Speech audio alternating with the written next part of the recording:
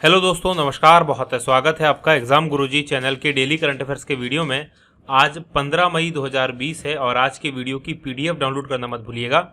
ये पीडीएफ आप हमारे टेलीग्राम चैनल से डाउनलोड कर सकते हैं, जिसकी लिंक नीचे डिस्क्रिप्शन में है।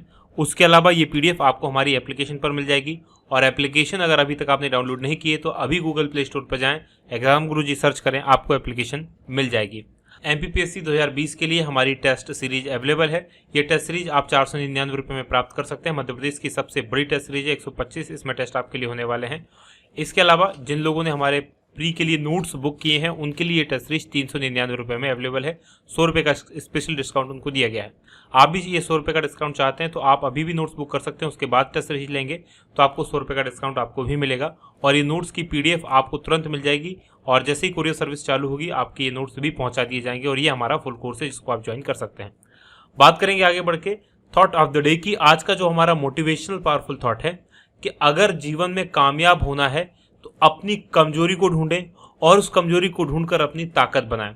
हम सबके अंदर कामयाब होने की पूरी क्षमताएं विद्यमान होती हैं, बशर्ते हम उसके लिए काम करें। होता क्या है, जब हम किसी रास्ते पर आगे बढ़ते हैं तो कोई हमारी एक कमजोरी होती है और उस कमजोरी के कारण हम पीछे हट जाते हैं या उस चीज़ को पूरा नहीं कर पाते हैं। तो अगर हमने अपनी कमजोरी को ढूंढ लिया और अपनी कमजोरी को पकड़कर अपनी ताकत बना लिया तो हमें सफलता से कोई भी नहीं रोक सकता है। इसी थॉट के साथ आगे बढ़ेंगे। बात करेंगे कल के सवाल की। कल मैंने आपसे प्रश्न पूछा था कि किस मोटर कंपनी ने स्पोर्ट्स मोटरसाइकिल ब्रांड नॉर्टन का अधिग्रहण किया है और ये किया गया है टीवीएस के द्वारा, यानी कि ए ऑप्शन प्रश्न का सही उत्तर है। अब इस प्रश्न का उत्तर काफी सारे लोगों ने दिया, उनमें से 3 उत्तर जो आपने पसंद किए हैं। पहला उत्तर पवन राजपूत का है, दूसरा उत्तर विजय प्रजापत का है और तीसरा उत्तर आशीष चौहान का है। आप तीनों को बधाई। और आप भी चाहते हैं इसी प्रकार से आपका नाम, कमेंट और उत्तर यहाँ पर आए तो वीडियो को ध्यान से अंत तक देखो और अंत में जो प्रश्न पूछा गया उसका उत्तर कमेंट बॉक्स में जरूर दो। आगे बढ़ेंगे। बात को रिवीजन की होगी कल के पढ़े गए करंट अफेयर के प्रश्नों का। पहला प्रश्न है कि केंद्र सरकार ने कारोबार के लिए कितनी राशि के ऋण एमएसएमई को बिना किसी जमानत के देने की घोषणा की, तो 3 लाख करोड़ के ऋण दिए जाएंगे। दूसरा प्रश्न, सूक्ष्म लघु व मध्यम उद्योग मंत्रालय ने कौन सा पोर्टल लॉन्च किया है, तो इस पोर्टल का नाम है चैंपियंस पोर्टल। तीसरा प्रश्न है कि सीबीएसई के नए अध्यक्ष के रूप में किसे नियुक्त किया गया है, तो ये मनोज आहूजा है। चौथा प्रश्न है कि भारत में कार्बन डाइऑक्साइड उत्सर्जन में कमी के बारे में कौन सा कथन सत्य नहीं है, तो ये कथन सत्य नहीं है कि कार्बन डाइऑक्साइड उत्सर्जन में 4 दशकों में सबसे बड़ी गिरावट आई है। ये कथन तो सत्य है, लेकिन इसमें एक कथन और था जो सत्य नहीं था कि जो पेट्रोलियम पदार्थ होते हैं उनसे उनका जो यूज है वो बड़ा है। ये कथन यहाँ पर सत्य है, यहाँ पर इस प्रश्न का उत्तर है। चलिए अगला प्रश्न है 5वां कि अमेरिका ने कोविड-19 के खिलाफ लड़ने के लिए भारत को कितने अमेरिकी डॉलर की सहायता की घोषणा की है, तो ये 3.6 मिलियन डॉलर है। वहीं 6वां प्रश्न है कि किस राज्य की सोहराई खोवर पेंटिंग को जीआई टैग प्रदान किया गया है, तो ये झारखंड की है। और 7वां प्रश्न है कि वर्ष 2020 के ड्यूज फ्रीडम ऑफ स्पीच अवार्ड्स में किस भारतीय पत्रकार को सम्मानित किया गया है, तो ये सिद्धार्थ वरदराजन है। और 8वां प्रश्न है कि किस खेल के पूर्व राष्ट्रीय चैंपियन मनमीत सिंह वालिया का कनाडा में 11 मई को निधन हो गया है और ये टेबल टेनिस के चैंपियन थे। ये थे हमारे कल के पढ़े गए करंट अफेयर के प्रश्नों का क्विक रिवीजन। आगे बढ़ेंगे, आज के प्रश्नों की बात करेंगे और आज के करंट अफेयर का पहला प्रश्न कि ग्लोबल एनर्जी ट्रांजिशन इंडेक्स ये अभी हाल ही में जारी हुई है और इसमें भारत को कौन सा स्थान प्राप्त हुआ है, तो इसमें भारत को जो है 74वां स्थान प्राप्त हुआ है, यानी कि बी ऑप्शन प्रश्न का सही उत्तर है। डिटेल देख लीजिए क्या है। तो सबसे पहले तो ये जानेंगे आखिर ये रिपोर्ट जारी किसने की है या इंडेक्स जारी किसने की है, तो वर्ल्ड इकोनॉमिक फोरम, विश्व आर्थिक मंच जिसे कहा जाता है, उसके द्वारा इसको जारी किया गया है। और इस बार भारत के स्थान की बात करें तो भारत इसमें 74वें स्थान पर है। अगर हम 2019 में भारत के स्थान की बात करें तो 2019 में भारत जो है वो 76वें स्थान पर था, यानी इस बार 2 स्थान ऊपर भारत आ गया है। सुधार हुआ है पिछली बार की अपेक्षा में। अब नंबर 1 की बात करें तो स्वीडन इसमें लगातार तीन सालों से लगातार नंबर 1 पर है। इसके बाद दूसरे नंबर पर स्विट्जरलैंड है और तीसरे नंबर पर फिनलैंड आता है। अब हम विश्व आर्थिक मंच की बात करेंगे, वर्ल्ड इकोनॉमिक फोरम की बात करेंगे, तो इसका मुख्यालय स्विट्जरलैंड में है और ये जिनेवा स्विट्जरलैंड में इसका मुख्यालय। गैर लाभकारी संस्था यानी कि एनजीओ टाइप की एक संस्था है और क्लॉस श्रॉफ जो है इसके अध्यक्ष हैं। आगे बढ़ेंगे, दूसरे प्रश्न की बात करेंगे कि भारत ने किस संगठन के विदेश मंत्रियों की आभासी बैठक क्यों कहा गया है इसको, क्योंकि ये बैठक वहां पर विदेश मंत्री गए नहीं, ऑनलाइन ये बैठक हुई, इस बैठक में भाग लिया और ये लिया एससीओ की, यानी कि सी ऑप्शन प्रश्न का सही उत्तर है। डिटेल देख लीजिए क्या है। तो भारत ने 13 मई को संघाई सहयोग संगठन यानी एससीओ के विदेश मंत्रियों की बैठक में भाग लिया और एससीओ की 8 सदस्यीय बैठक जो है वीडियो के माध्यम से, वीडियो सम्मेलन के माध्यम से या वीडियो कॉन्फ्रेंसिंग के माध्यम से ये पूरी हुई है। और इस विदेश मंत्रियों की बैठक में जो कोविड-19 वायरस है उससे लड़ने में सहयोग पर चर्चा हुई है। भारत के जो विदेश मंत्री हैं एस जयशंकर, उन्होंने इस बैठक में भाग लिया।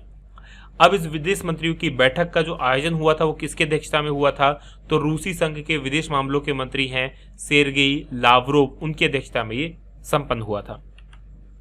बात संघाई सहयोग संगठन यानी एससीओ की करें तो इसकी स्थापना हुई थी 26 अप्रैल 1996 को और उस समय इसमें 5 देश सदस्य थे। वर्तमान में तो और ज्यादा देश इसमें सदस्य है। मुख्यालय की बात करें तो बीजिंग है, सचिव रशीद ओलिमोव है और सदस्यों की बात करें तो चाइना है, कजाकिस्तान है, किर्गिस्तान है, रूस है, ताजिकिस्तान है।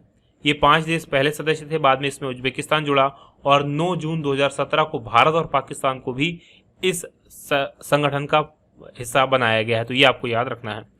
आगे बढ़ेंगे, बात करेंगे अब हम तीसरे प्रश्न की कि भारतीय पुरातत्व सर्वेक्षण के नए महानिदेशक के रूप में किन्हें नियुक्त किया गया है, तो ये जो नियुक्त की गई हैं वी विद्यावती हैं, यानी कि ए ऑप्शन प्रश्न का सही उत्तर है। डिटेल देख लीजिए क्या है। तो आईएएस अधिकारी हैं वी विद्यावती, इनको 12 मई 2020 को प्रभावी जो भारतीय पुरातत्व सर्वेक्षण यानी एएसआई है इसके नए महानिदेशक के रूप में नियुक्त किया गया है और ये 1991 बैच की कर्नाटक के डर की आईएएस अधिकारी हैं और भारत सरकार के ये अतिरिक्त सचिव के पद पर में काम कर चुकी हैं।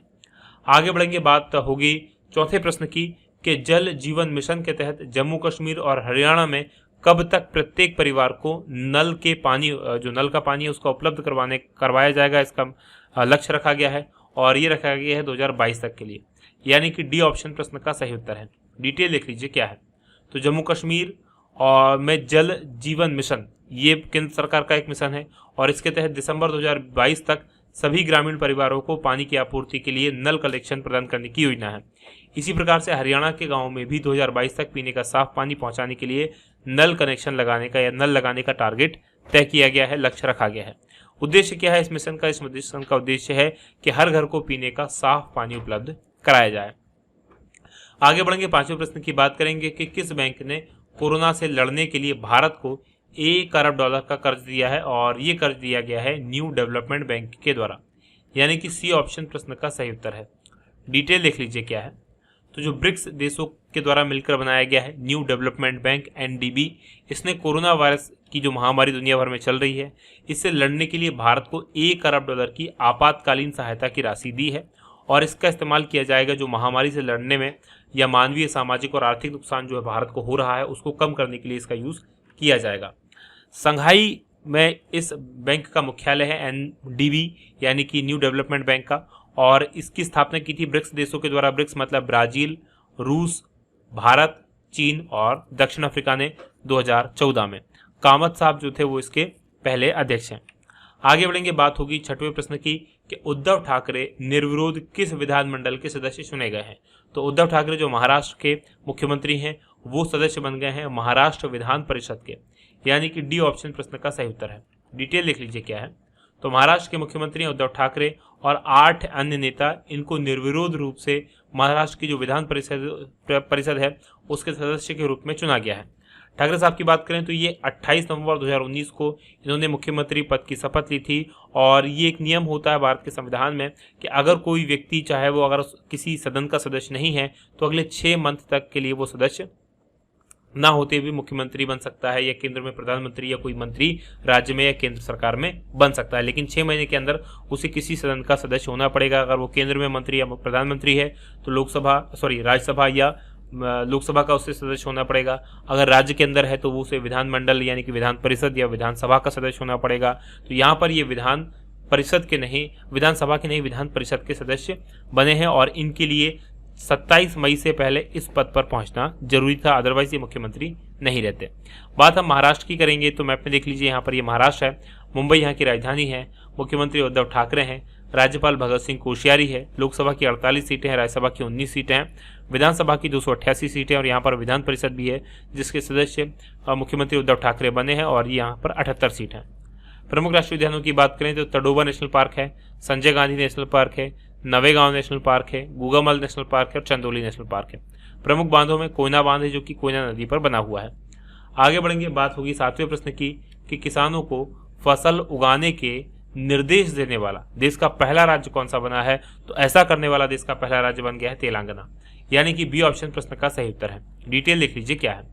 तो तेलंगाना देश का ऐसा पहला राज्य बन गया है जो उसने एक पायलट प्रोजेक्ट किया है। पायलट प्रोजेक्ट क्या होता है? जब भी हम कोई नई योजना लाते हैं तो उसको प्रायोगिक तौर पर किसी एक निश्चित स्थान पर चलाकर देखते हैं कि आखिर उसमें क्या क्या दिक्कतें होने वाली हैं। तो इसी परियोजना के एक हिस्से के रूप में फसलों की खेती को विनियमित करने के लिए, यानी कि कितने क्षेत्र में कौन सी फसल होगी, कितने क्षेत्र में कौन सी फसल नहीं होगी, इसके लिए एक जरूरी निर्देश जारी करने का निर्णय लिया है। और राज्य के अंदर अब धान की फसल उगाने के लिए 50 लाख एकड़ भूमि तक सीमित कर दिया गया है। और इसके अलावा जो लाल चने की खेती है उसको 10 लाख एकड़ तक सीमित कर दिया है। इसका उद्देश्य किसानों का फायदा है, क्योंकि सरकार ये चाहती है कि जितनी मांग हो उसी के अनुरूप कोई फसल उगाई जाए ताकि किसानों को उसका अधिकतम मूल्य प्राप्त हो सके। आगे बढ़ेंगे, बात तेलंगाना की करेंगे। तो मैप में देख लीजिए, यहाँ पर तेलंगाना है। 2 जून 2014 को इसका गठन हुआ था आंध्र प्रदेश से अलग होकर। राजधानी यहाँ की हैदराबाद है। मुख्यमंत्री के चंद्रशेखर राव हैं। यहाँ की राज्यपाल तमिलसई सौंदरराजन हैं। यहाँ पर लोकसभा की 17 सीटें हैं, राज्यसभा की 7 सीटें हैं, विधानसभा की 119 सीटें हैं और यहाँ पर विधान परिषद भी है जिसमें 40 सीटें। प्रमुख नेशनल पार्क्स की बात करें तो कासु ब्रह्मानंद रेड्डी नेशनल पार्क यहाँ पर है, महावीर हरीना वनस्थली नेशनल पार्क है और मृगवानी नेशनल पार्क है। प्रमुख बांधों में निजाम सागर बांध जो कि मंजीरा नदी पर है और राधागारी बांध जो कि भोगवती नदी पर है। आगे बढ़ेंगे, 8वें प्रश्न की बात करेंगे कि किस आयोग द्वारा वोकल फॉर लोकल इस पहल का क्रियान्वयन किया जाएगा। ये वोकल फॉर लोकल क्या है? तो प्रधानमंत्री जी ने आत्मनिर्भर बनने का भारत को लक्ष्य दिया, जो मंत्र दिया है या जो योजना शुरू की है उसी के लिए कि जो लोकल की चीज़ें हैं उसको हम प्रमोट करें। तो उसके क्रियान्वयन के लिए जो आयोग तय किया गया है वो खादी और ग्रामोद्योग आयोग है, यानी कि सी ऑप्शन प्रश्न का सही उत्तर है। डिटेल लिख लीजिए क्या है। तो जो प्रधानमंत्री नरेंद्र मोदी जी हैं उनके द्वारा आत्मनिर्भर भारत अभियान इसकी शुरुआत की गई है और इसके तहत 20 लाख करोड़ रुपए का पैकेज भी आवंटित किया गया है। और इसी के तहत प्रधानमंत्री ने वोकल फॉर लोकल की घोषणा की है, यानी कि जो स्वदेशी ब्रांड्स हैं उनके बारे में प्रचार प्रसार किया जाए और लोग वही यूज़ करें। तो KVIC यानी कि खादी और ग्रामोद्योग आयोग जो है वो वोकल फॉर लोकल बनने के लिए आगे आया है, यानी कि उसने इस चीज़ को प्रमोट करने के लिए पहल शुरू की है। वोकल फॉर लोकल उसका उद्देश्य क्या है? तो जो स्थानीय उत्पाद है उनको बढ़ावा देना। ये था आज का हमारा करंट अफेयर और अब हम बात करेंगे आज के सवाल की। आज का हमारा सवाल है कि किस कंपनी ने रिलायंस जियो की 9.99% हिस्सेदारी को खरीदा है। तो इनमें से वो कौन सी कंपनी है जिसने रिलायंस जियो में हिस्सेदारी खरीदी है? आप कमेंट करके जरूर बताइएगा। और हाँ, ये कमेंट करके बताना मत भूलिएगा कि आपको हमारा वीडियो कैसा लगा। आज की बात होगी यही समाप्त। आप लोगों का बहुत बहुत धन्यवाद। जय हिंद, जय भारत।